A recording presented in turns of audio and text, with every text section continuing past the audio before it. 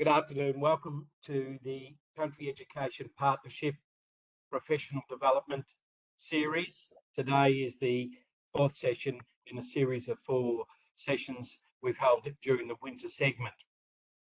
Today I'm delivering from Wadawurrung Country on behalf of the CEP. The Country Education Partnership acknowledges the traditional owners and custodians of the land in which our schools, our families and our communities work and play. We pay our respects to elders of the past, the present, and those that will lead their collective futures. So once again, welcome everybody. It's my pleasure to hand over to the Chief Executive Officer of the Country Education Partnership, Mark McClay, who will provide us with a CEP update. Thank you, Brendan. And for the first time in 3 years, I've actually got a slideshow, as brief as it is. I'll get to Kira to put that up. So just wanted to promote 2 things. One, that we are, as CEP, we've commenced delivering our banners out to schools. And here we have Tom Elliott, one of the co-principals of Avoca Primary School. Adam in South Australia, if you're not aware, there's a new initiative over here where principals can share a role. So that is a school that's working well, and a brand new member or a member who's re-signed at Bridgewater Primary School, doing an amazing job as well. So that's Matt from there. So just wanted to promote the member schools who are tuning in. Your banner will find its way out to you in the second half of this year when a member of the team visits. So it's one thing. The second part I just wanted to highlight today. Dave Sutton, who's principal of Maryborough Education Centre and has been at the school since it opened in July 2005. He finishes up this week after a long and distinguished career there as principal. It's a really challenging P12 school of around about 1,000 students, formed when a large variety of schools merged. Like many schools, probably in Victoria, maybe opened a bit too early, so there were challenges. There was no grass, there were 2 basketball rings. I think the Year 12 zoned one and the Year 11 zoned the other one. I remember the taller block, one of the primary school groups who'd come from Maryborough West called it the Westies toilet, no one else could use it. So there were challenges in the first year or 2 of the school, but Dave's done an amazing job, and he is famous for his assembly selfies. And this is the one he took at his final assembly this week. So I just want to recognise amazing work that Dave has done at that school. One of the more challenging, probably P12s in the state, that's having great success. So, Brendan, that's my 2 items for today. Thank you. Thanks very much, Mark. Now, normal housekeeping arrangements apply today. This will be a 1-hour session and conclude at 5 p.m. The program, as usual, is being recorded, and you can review the session online at any convenient time. And of course, all past sessions are also available online. Anyone who has a question, could you please include those in the chat box? We will keep checking the box and endeavour to answer any of the questions that may arise today. And a reminder to everybody that there's always a short survey at the end of each of our sessions. And I'd ask everybody to complete that survey before signing off. So it's now my pleasure to hand over to CP Manager Maurice Billy, who will introduce today's guests and facilitates today's session. So over to you, Maurice. Thanks, Brendan, and good afternoon, everyone, whether you're joining us live or whether you'll be accessing the recording sometime down the track. I hope everyone, wherever they are staying warm as we get deeper into our winter months. Today we're lucky enough to go to quite a few different locations with our presentation, so very much looking forward to that. And it's under the banner of student agency, which for those of you in the education space would have heard a lot over the last few years about, student agency, advocacy and voice. And I was looking up some definitions of agency, and I guess the simplest way of putting it is it's about the level of control and responsibility that students have in their own learning. and it's about empowering our students to make choices, set goals, and actively participate in shaping their educational experiences. And that definition, I think, rings really true as we get to our first presentation this afternoon. And we're lucky enough to be heading over to South Australia, up, I think, if I'm not incorrect, somewhere up near the Port Augusta area, which I'm guessing will be quite pleasant there today. And Adam Wilson is the principal at Stirling North Primary School, and they're doing some amazing stuff in this space. I've checked out some of their work, and it's pretty exciting. So I'm looking forward to hearing from Adam. Adam, so thanks for joining us today, and looking forward to hearing from you. Thank you very much. It's good to be here and sharing. I am an avid Crows supporter, so hopefully people treat me kindly as we make our way to finals, which will be really good. I can't see anyone, but can everyone see the screen so far? Yeah, we've got that. Thank you. Brilliant. All right. So yes, welcome to Stirling North Primary School. We are 300 kilometres north of Adelaide. We're a largish primary school for a regional setting. We've got about 310 students, and we're 7 kilometres out from Port Augusta, which is the crossroads of Australia. I want to share this today, knowing that information doesn't lead to transformation, but belief leads to transformation. And I love this slide here. It's our goal and where we want to land. Where sometimes we're shared with data, we've got some information, but really it's putting things into practice to learn, and then you get that wisdom where you can connect the dots. And I think that it's really important that people, hopefully, if they take away anything from what I'm going to share, they get their opportunity of bringing their own context to it and doing it themselves to then gain that wisdom. I want to share, this is Murphy, our wellbeing dog. Murphy's the one in the middle. He's the dog. And then that's just a year 1-2 class from last year. And I think it's always important to start with wellbeing, and I'll talk about the importance of that later on. I'm going to skip that slide. This is what is connected curriculum. And so hopefully this video is going to work for me. What does connected curriculum mean to you? Connected curriculum means to me to be able to connect around the world and see what the world's problems are and how we can fix them in the future. Connected curriculum means to me that you get to learn about new topics of places or other countries or other new and old stuff, like the past or future or present, whatever. Means to me like having fun researching and getting to know like the area and like history sort of. Connected curriculum is a chance to work with people you normally wouldn't work with. It's where we get assigned like a problem, and then we are able to take it into our own hands and like interpret it how we like to try to solve it. I can use my creativity in a useful way. Learning new things and being creative. So there's some students that have spoken about what connected curriculum is. And really for us, it's project-based learning. It's where we mash curriculum areas together to create a problem and get students to solve it. And the advantage there is, from a teacher's point of view, we only really take them to a certain step before they decide what the problem is that needs to be solved, and then they go ahead and do the solving of that problem themselves. And I'm going to talk through that process in a second. You'll see there's a graphic here on the screen. It goes through wellbeing, learner agency, and effective learners. And this essentially is our Department for Education in South Australia plan.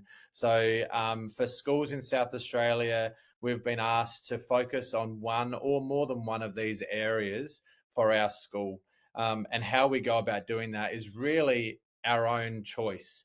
So, and you'll notice there that, you know, if you've got to focus on well-being, then you're really going to have a positive impact on curiosity and creativity. And if you allow students to have a say in that curiosity and creativity, and they feel like they belong, then you're going to have greater voice to agency as well. So they're some of the things that we want to focus on in terms of the benefits of connected curriculum. So here is some examples of what connected curriculum is, and I'm going to go deeper into the wharf redevelopment. So in Port Augusta, we are exactly that, a port. We are where the ocean meets the desert. where the sea meets the desert. And so we're right at the very point of the Spencer Gulf in South Australia. So we have got a wharf, but our wharf has been out of action for a long period of time. And so we got our students to redesign our wharf and present it to our local council. I think you might call them shires where you are. And that was one of their projects. Another one, which is one of my favourites there, is a nursing home project where we've got students visiting the nursing home every fortnight. And one of the things they did is they recognised that the residents in the nursing home weren't overly entertained. They wanted to be entertained, but they found the nursing home a little bit boring. So our students, our year one students, needed to work out what they've got the capacity to do. And then they designed activities to keep them entertained. And that was a process that the year ones did.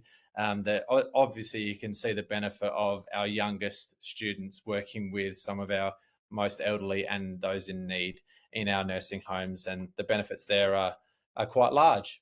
I'm going to keep going. Hopefully that's I'm not going to show that video though.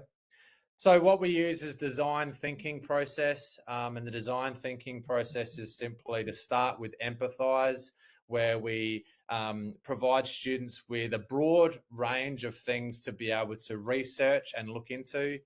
After that, we look at defining, well, what might be a problem that they're finding, and generally teachers have got an idea of what problem they want to solve, but it's not always guided by the teacher.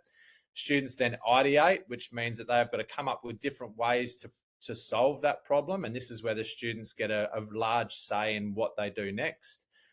From there, it's sometimes easier for a teacher to bring the problems into maybe 2 or 3 things, because as you can imagine, if there's 28 different ways to solve that problem, it kind of gets out of hand from a school, from a class perspective. So we sometimes narrow that down a little bit. Then students get to prototype and test out that theory, and then they get to test it, which is the last point. And those last 3 loop around based on feedback that they're provided with. So I want to give you an example. Here's our wharf project. I've explained to you the need for it. First of all, though, our learning intention was that students needed to investigate our local community needs and wants. So on the left-hand side is our learning intention for the things that we've got that we were focusing on. And on the right-hand side is just a piece of work that the students were doing. All right, what's some of the Port Augusta local attractions? And they brainstormed all the things that we can do within our local town. It was an easy process to do because our kids generally know what's going on in our town. From there, we went, well, what are some of the issues? And we discovered that the wharf is out of action. So we needed to work on, well, what are the things that we need to improve on the wharf? And that was defining the problem of our current wharf. It's got fences around it. No one can access it. It doesn't look very nice. It's a bit of an eyesore for our town. So then we needed to ideate, well, what can be some things that you can solve? So we broke it down into 3 things, and the teachers were involved in that. How can we make the wharf safer for locals and tourists? How can we make the wharf more entertaining and enjoyable? And how can we make the wharf more visually appealing? And students got to pick one of those 3 areas. That's where the agency comes in. So students have been involved in the start of the process. They've then helped to ideate some of the problems that we've got, and we narrowed them down. So they came up with lots, but we narrowed them down to 3, and then they get to pick that. And now they get to solve it. So they went through and started redesigning the wharf, and they got to pick one of those 3 issues.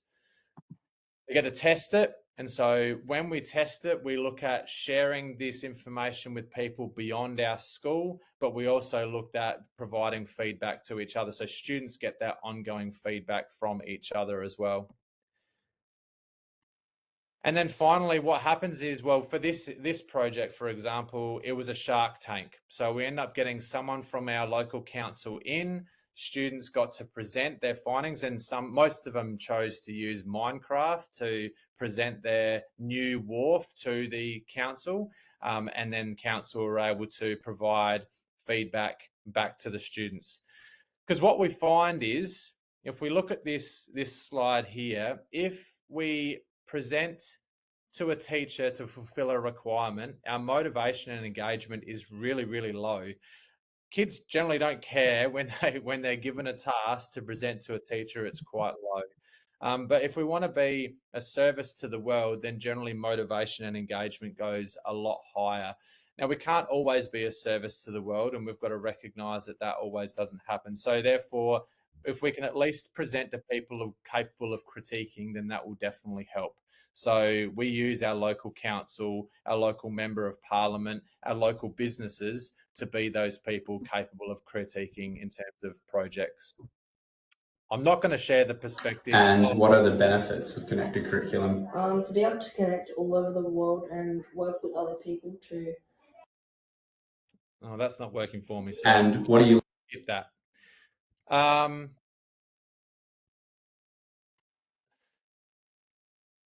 I'm still here. So one of the things that I really want to focus on is to be able to do this effectively. We can do anything as public education. We can do anything, but we can't do everything. So we really needed to focus on what was important at Stirling North Primary School, and so therefore our focus has been on engagement and creativity. So both play and project-based learning. Building connection with businesses and community, and it's great to be able to help solve problems for our local community and solve problems for some of our businesses, which is great. There's a lot of work that goes into the background to try and build those relationships with businesses, but generally businesses want to, one, help out schools, or two, get great publicity through the work that we're doing with them as well. We need to invest in our teachers, and we do this. We provide them with time to plan. At least twice, 2 staff meetings a term is done in terms of planning time, and we have a student-free day every year to set up our next year. So if we want teachers to do this, we have to provide them with time. We also use a lot of work on training and creativity, and in fact using tools such as some AI tools that we've got within our department, or ChatGPT, is really important as well. And I know AI is going to be mentioned later on today. We've got some wellbeing strategies. I make sure that we have some agency for teachers. So it's really nice for teachers to be able to think of some really good ideas, but I don't want to be that principal that stops them. So the default is generally yes, unless it's going to cost millions or be unsafe. Really, as a leader, I have to put the responsibility back for the teachers and allow them to have a say in what's happening. And they create some great ideas to do with their students. So I'd be a little bit silly as a principal to stop the creativity from our teachers. These are things we don't have. And I think a lot of the listeners would resonate with this, because we can't do everything. What are going to be the areas that you focus on? We don't have a common spelling program. I'd like to, I just don't have time. And we don't have time to do that because we're so busy trying to be engaging and creative in project-based learning. We still teach spelling. It's not like we don't do it, but we just don't dedicate a large amount of staff meeting time for that to occur. We don't have a common literacy or numeracy block. Yes, we teach literacy and numeracy. Our NAPLAN scores are going well. They're not through the roof, but they're definitely going well, especially for the context that we're in. But we don't spend a lot of our training time on that area. We don't have a common planning template. So we do common connected curriculum planning, but I don't ask for all the teachers planning. It's not something that's mandated here. We've got a lot of trust, and I think trust goes a long way with teachers. We have minimal data collection. We still want to make sure things are ticking along well, but we don't focus all of our energy on data collection and data analysis. I'm going to move on. This is sort of one of the last things that I'm going to share, and that is, just recently we've come up with a whole lot of things that we must have in connected curriculum projects. And I think it's really important, if we've set a standard, to ensure that we are meeting that with future projects. So it needs to be real world problems. One issue that I've found in the past is sometimes teachers, it turns more into a information sharing to our audience rather than we're going to be solving a problem. And humans are creative beings. Once we're given a problem, we generally like to solve it. So therefore, we have to make sure we're providing those problems to our students. We have to make sure that students take the lead in their learning by the co-design, and hopefully that WARF project gives you an idea that we stop at a certain level and now we let the students go off and do it. We use the design thinking process, which I've been through. We ensure that we've got community and stakeholder engagement, so we involve external experts. Doesn't always have to be external experts in terms of our community. Sometimes we might have a member of leadership be the external expert just to analyse a dog park design, for example. We want to foster critical and creative thinking. We must have formative and summative assessment. And we want to make sure that it is connected to the curriculum, because like it or not, we can't just do dinosaurs for the sake of dinosaurs. We want to make sure that it's linking to the areas of curriculum. And those areas of curriculum are generally HASS, humanities and social sciences, technology, sometimes languages, science, and definitely literacy and numeracy. I'm not going to talk about that one either. This is an example of our planning template, and we kind of run vertically. So we've got our subjects. So here's an example. We've got 3 subjects, and then we'll link to our creativity, and they're the habits of creativity. And if you want to learn more about that, it's Bill Lucas's work on creativity. It's very exciting, but I definitely don't have time to share that today. And here's some projects over the years, which I thought I'd share because, you know, I've just shared one with you, but it'd be nice to be able to share a few more. Our butterfly garden, so our receptions noticed a section of the school. We like butterflies. What are the plants we need to plant for butterflies? And let's make it happen. So it did. It was about this time of year, about 3 or 4 years ago, and our receptions were cold. Well, what keeps us warm? A beanie. So now we've got a school beanie. It's actually part of our uniform policy. I went on long service leave for a little bit of time, and I got back and our uniform policy was changed, which was lovely. So now we've got a school beanie that students and staff can wear during school time. Just jumping through a few, a green cement plant. So we've got not a lot of industry in Port Augusta, but one of them is a new green cement plant. And so what they do there is they use fly ash, because we're a power station here, and we've got a lot of fly ash. It's sitting out in the dirt. So the green cement uses that fly ash, and we were able to solve some problems for that green cement plant, which was important. And I've spoken about a few others. Oh, a really cool one, which was good, is we've noticed that we've got a larger amount of Indian people moving to Port Augusta. I think it's about 17% of our population is Indian, which wouldn't seem much for those in Melbourne, but for us, we're very monocultural. And so we thought, well, how do we get people from the Indian background feel like they belong? So our year 5, 6 students presented lots of ideas to our council, and they actually put $20,000 aside in our local budget, and they had a multicultural festival using our students' ideas, which was really cool. And this is the impact. Hi, my name's Adam Wilson. I'm the proud principal of Stirling North Primary School, where we focus on wellbeing and learner agency. I'd love to show you what we do. Let's go. Student agency is one of the most important things we need to go after in education. Everyone likes being involved in the process of learning, and so we want to involve our students and our teachers in that process to be engaged in their learning, have a say in what's happening. How this plays out with our junior primary is students have a focus every single time they do it. The teacher sets that focus with students, and they go and demonstrate that through their play-based approach. What was our learning intention this morning? Collaboration. Is it fire? When students play, there's always a focus, and it's generally around a personal and social capability. So them being able to explain why they're doing something, work well with others, is fantastic. It's making people join you in your play. I think agency is really important in anything we do. And so for us, involving kids in what they want to learn and how they want to present it, we find that the engagement levels are through the roof.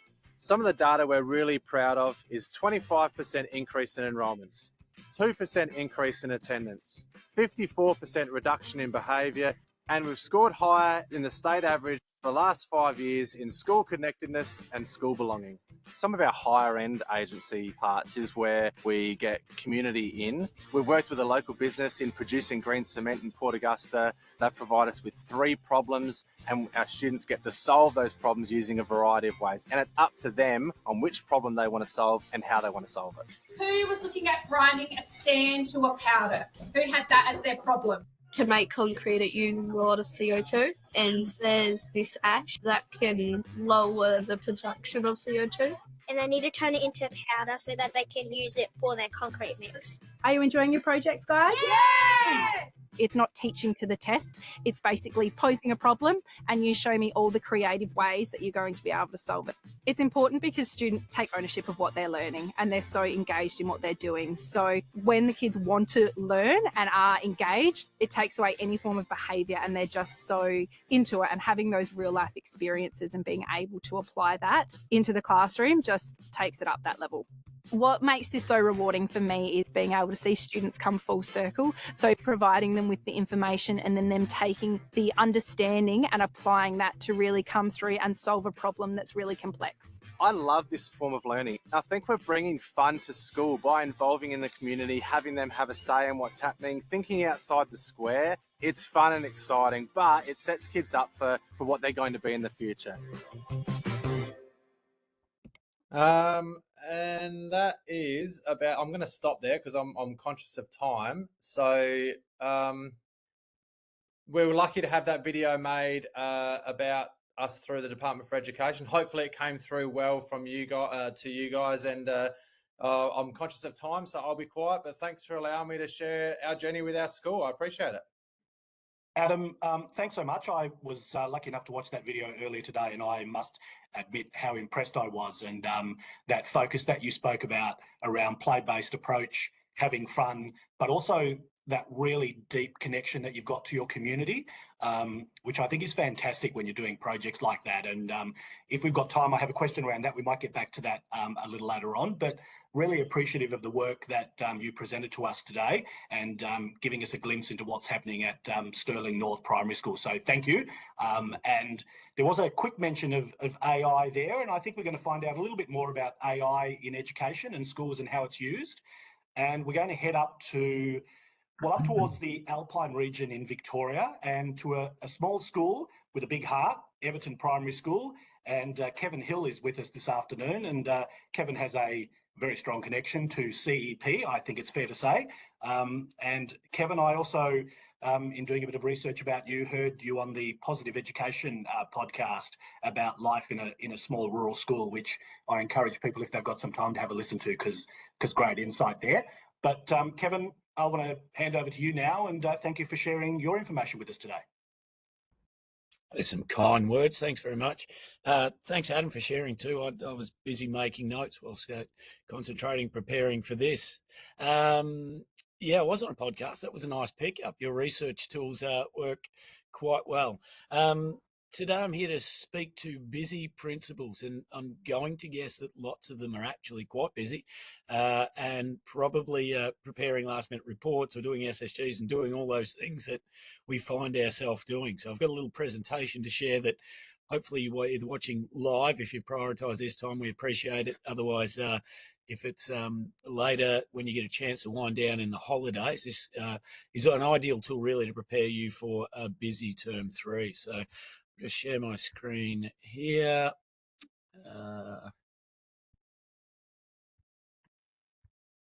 Wonderful. With a bit of luck, that's popped through and we can rewind back to the start. So I've named it the Educators AI Toolkit. The premise is less admin for more impact. This conversation has come about because I was speaking with Mark, our esteemed CEO, recently, because I did a little bit of last-minute cramming, which was something that was a fairly common theme in some of my school reports. Turns out AI is here to help us, us late crammers, as well as perhaps some potentially more organised people as we go through. I am the CEP Treasurer. It's been an absolute pleasure to be a part of this really proactive organisation. So happy to share here today. Just pop there that I'm a recently brave AI adopter. I don't speak to you in any massive ICT capacity, unless you count being really good at Microsoft Excel back in the 90s. I think that's probably where I peaked while I was doing my Cert 4 in ICT back then. Down the bottom there, I've got a little acronym that comes up on each screen. Realistically, that's a backronym because I put that through AI to say, here's what I'm trying to present, make something that's a bit snappy that I can actually help people attach their thoughts to. So ART, if you didn't already pick up the acronym there, is what we're going for. And that's around the way we deal with data and information. And Adam's presentation just before had a really interesting graphic of the scattered of the data all the way through to information and then indeed wisdom. And it was an easy presentation there, easy slide to be able to see what that looks like in connecting the dots. What that looks like from a traditional sense, if we just zone in on that access side of things there, the way to access information, data, whichever way you want to look at it, traditionally has been through books and a library. We evolved into lots of little steps in between, but Google being a major player in all of a sudden the internet, and we could easily find seemingly any questions answer, any problem could be solved. So if we have a look, books into Google, into Copilot, the way we represent what we find out about, well, that's a keyboard, or we could go back to a quill or however you like to do that, into some sort of automated template that people got pretty handy to use. Nowadays in AI world, we're looking at Claude, or you might have heard of ChatGPT, or there's literally hundreds of others there. So I'm just trying to present the timeline of where we're at. It's pending. It's going to happen. And if we have a look back at the thinking side of things, we used to talk, and then we really valued the written word, and there was a lot of inequities about access to information, all the way from books to writing, and history suggests. And now we've had a look at the evolution of that being Notebook LM. It's a Google product, but there's a million of others around. Can we go to the next one, please, Kira?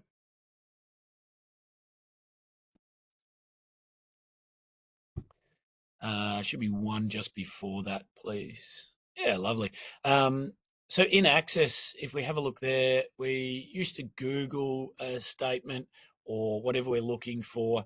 And so I've just done a little bit of a demonstration there. If we were to Google student learning plan for a grade 2 at level, it pops up with a few different options about websites you might start to have a look at. If you punch something like that into a Copilot, it's going to give you more detail about what that looks like, and start to give you templates that could be useful to help solve some of your problems there. I think this is the easiest way in. If we're looking for some sort of cultural change in the way we operate, I think this is your toe in the waters to AI. Whatever you use to Google, start co-piloting or Gemini or one of these other tools, and just have a look at the way that it finds the information for you in a different way. It gives you a different level of access to information that is out there. Can we go to the next one, Kira, please? It talks about represent. Put the same prompt into, that's Claude there, but it could be ChatGPT, which some people would be familiar with. And all of a sudden you start to get another level of thinking and a different way to represent that information that we've sourced. This can be handy for doing templates or doing ILPs, or in this instance here, with report writing, or goals, success criteria, which might be in ILPs or IEPs or a variety of other things. The next one, Kira, talks about the thinking. This is where the conversation between Mark and I really took off. It was prompted by necessity. Like I said, I was cramming. We had a an early morning meeting over in Mansfield, so a bit of a commute for all of us involved. And there were some briefing sheets because we were meeting with people, some of the dignitaries, really, DepSecs of different portfolios. And it was important to be able to have all those ideas that we were trying to really advocate for at the forefront of what I was thinking. So I took a leap of faith and grabbed those documents from the primary school and the secondary school and the agenda, and I fed them into this program here, which is Google's Notebook LM. There's lots of other programs that do these things. It's such an evolving world. I'm just showing you what made it easy for me. If you've got a better one, fantastic. Share and build with that. This particular platform here, you can see perhaps from the screen there in the left-hand screen, I put in individual education plan. It can chat about it. You can interact with that chat there, so you can ask it questions about what that's for. And then it can see, just small in the third column there, it starts to do that thinking for you. So it starts to organize information that you've given it and say, well, do you want to know more about the purpose? Do you want to know more about the definition or the descriptions, the benefits?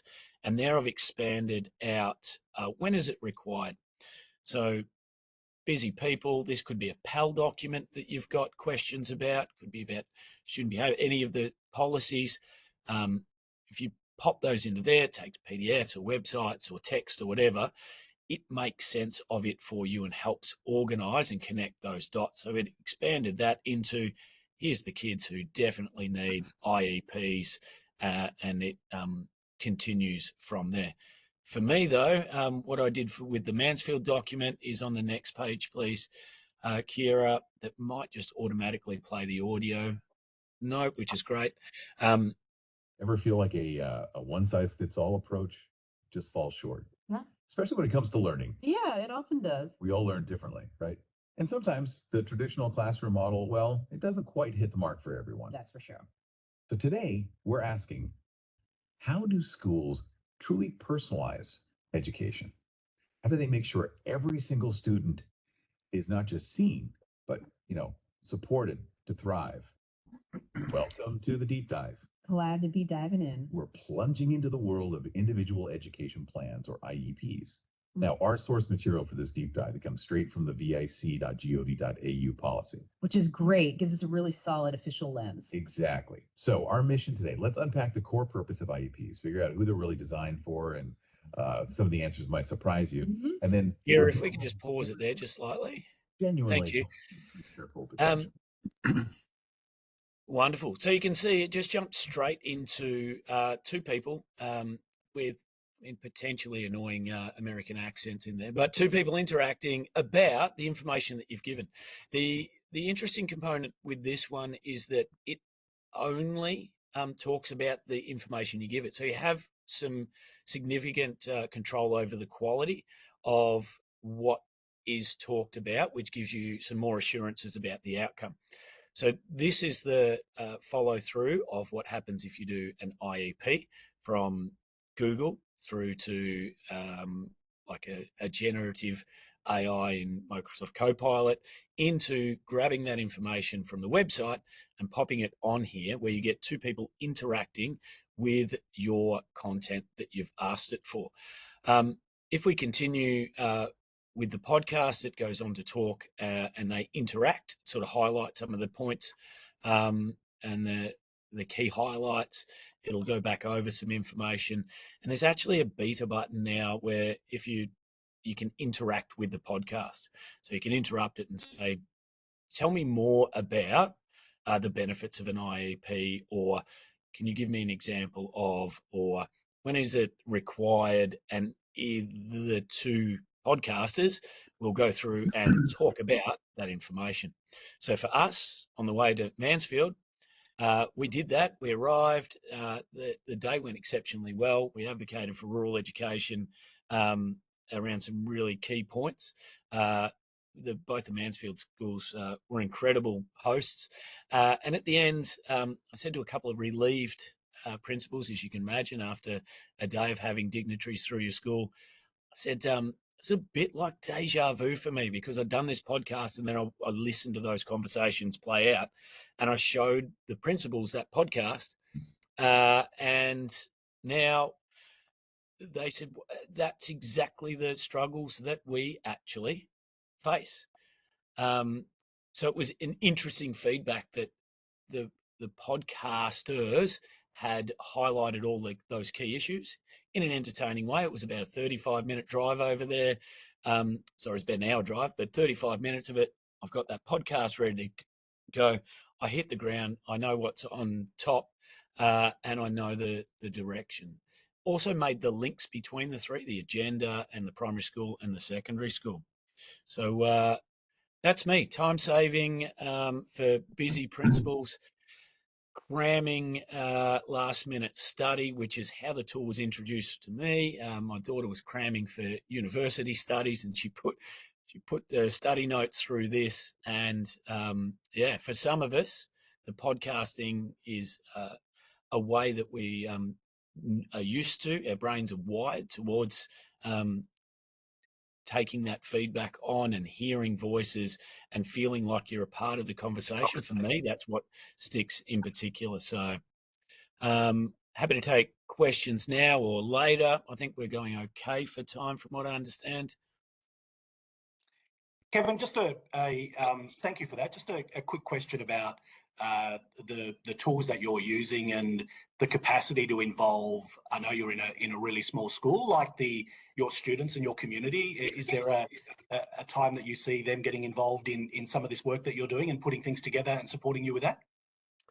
Yeah, 100%. So nice angle. We sat down and first I just showed the kids, like I found that's a nice in for this technology. People have got different levels of reservation, but the kids just go, great, and can we do this instantly? So they're really early adopters and they know what it should do next for them, which is outstanding. We having a look at information tech, so we jumped onto lace monitors, for example, which is a local big goanna that we get around these parts that impressive creatures.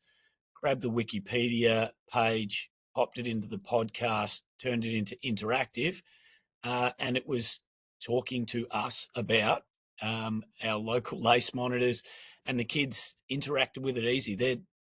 This is their world, so they jump into it quite easy. I said, okay, let's jump into the podcast and ask it some questions that you'd like to know.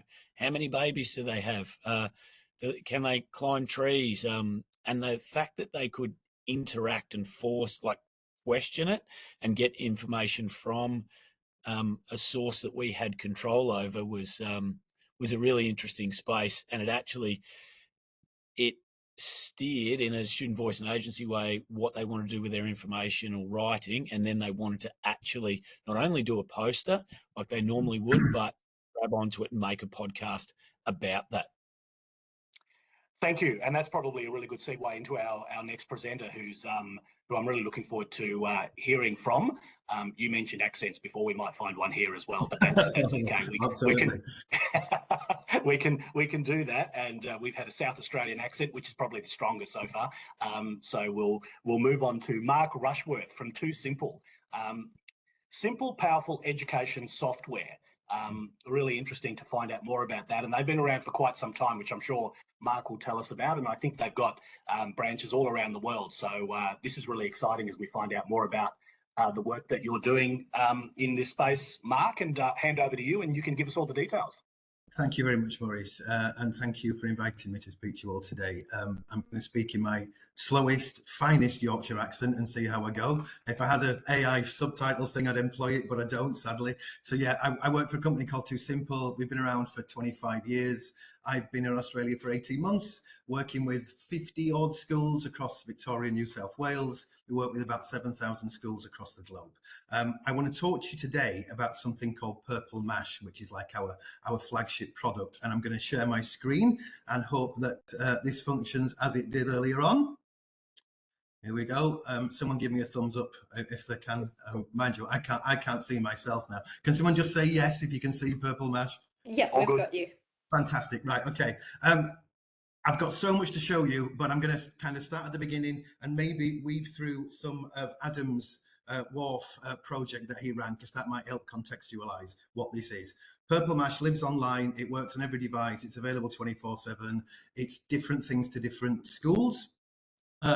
Basically, it's 9,000 learning resources covering every single topic and a load of teacher tools as well. How you might find something is in the teacher area, different curricula across Australia. So Australia, New South Wales, Victoria, etc. There's a whole Digitech scheme of work, a scheme of work for being safe online, a boatload of spelling resources. Adam kind of alluded to spelling resourcing and not having a particular scheme. There is one in here, split into year groups, etc. There's a whole host of grammar resources. You can also search the curriculum down to the elaboration. So if I wanted to look at maths, for example, for level 2, let's have a look, because I know there's something cool in there to show you. So level 2 and space. So in here, this is the curriculum, and then these are the parts of Purple Mash which will deliver on that particular part of the curriculum. So if part of a teacher's job is find a resource, differentiate a resource, give it to the children, receive it, mark it, and go again, Purple Mash does all of that really, really well. Aside from a load of content, there's also a tools library. So I was going to try to speak to what Adam was talking about earlier on. So the Wharf kind of project, it may have been that to chart was used to kind of identify what it is that we want to discuss here. So what's the problem? So a very simple chart tool, you'd put some text in there, then you might stick another symbol in, we'd get to kind of integers and what have you. Just a really, really simple tool to use on the board, or maybe send to the children for them to do. Everything in Purple Mash can be assigned. So it might have been that Adam kind of created the Wharf flowchart, if you like, and then put that onto the other students' laptops, tablets, computers at home, for them to begin the creative thinking process. It may have been that then led into some kind of mind mapping. So there's something called To Connect. And by the way, this can be used collaboratively. So it could be that teacher at the front of the class, or children working in pairs, whereby the central idea, I'm going to use About a Visit, but it wouldn't have been in Adam's scenario, that would say Wharf. And then it could be that we say, right, okay, what's the problem with the Wharf? Well, it's going to overflow. What should we do about it? Well, what I think we should do is, etc. And then this lovely kind of mind map and analysing the problem would appear before your very eyes. And that's kind of cute, I think. That then may lead on to creating maybe kind of creating some kind of story about it. So now we know what needs to be done. How are we going to do it? This is a tool called To Create a Story. In here, I did actually have another window open where I'd put a lovely picture of a wharf in the background and some arrows pointing to it, but I can't share two windows at once. So what I could do with this is upload a picture from the internet or whatever and highlight the problem. Next page could be some drawings of this is where the water flows in, etc. And that could then be saved and shared with the class. What then may have happened in the Wharf analogy could have been that we create a booklet about it. So these are different templates for different kind of publishing things. So we could have done a newspaper article or a presentation for when the council came across. And that may have all then culminated, back to the tools library, with a podcast. So we've got like 2 casts here whereby the children can actually communicate what they've done, how they started and what have you. And that could be then outputted into the school website or shared across the particular school. So Purple Mash does loads of stuff, arguably too much for now. In essence, it saves hours of planning time, just because I know there's a resource about fractions, a resource about volcanoes, dinosaurs is covered as well. Masses of schemes of work for different key learning areas and really exciting tools. It's essentially a creative space for teachers to be the best that they can be, rather than go through the motions of bits of paper and boring stuff, right? Purple Mash is good fun. And I think that's probably enough for now. That's really exciting. And I encourage, I guess, as you would say, Mark, if people want to find out more, and I have been to your website and I've seen some of your stuff on YouTube. Oh, very the good. content Thank you. Oh no, it's fantastic, and it's so engaging, even for as I could say, some of us old fossils out here, it's really exciting, and particularly for those tools where, you know, teachers really struggle to create interesting content and stuff and engage their classrooms at time. It's fantastic. So if people are interested, what is the best way to find out more information? I think Kira has a flyer which can be distributed. Otherwise, Purple Mash, Google Purple Mash or Too Simple. We've got there's I'm a POM, obviously. We've got office in UK, office in South Africa, an office here in Australia. If you went to toosimple.com, it'll default to Australia. But we can disseminate some information across the group, hopefully. Thank you.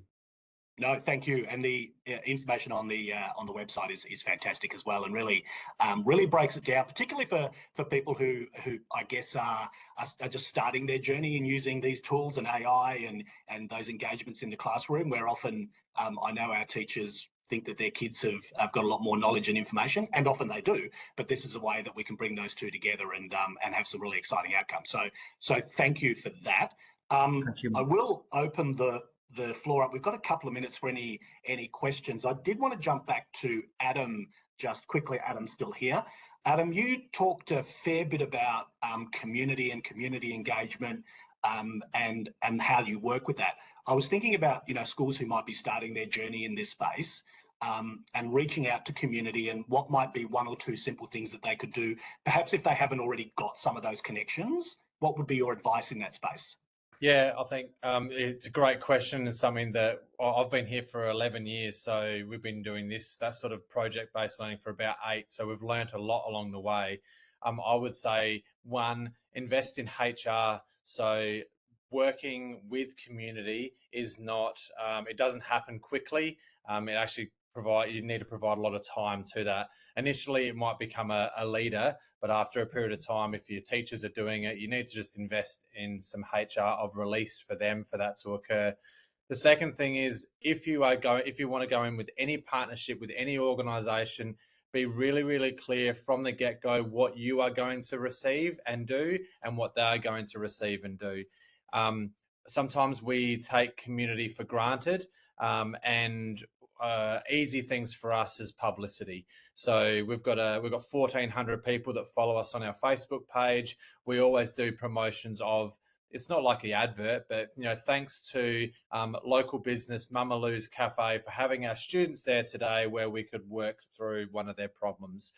We actually had 170 students or people in our local cinema literally last night, where our Year 4 students presented brand new videos about promoting Port Augusta and Stirling North Primary School. So now we do a big thank you on our Facebook page to that local business. So just making sure that there's a two-way street. Otherwise, if you fracture those relationships, then unfortunately, especially in community towns, it's a little bit hard to repair them.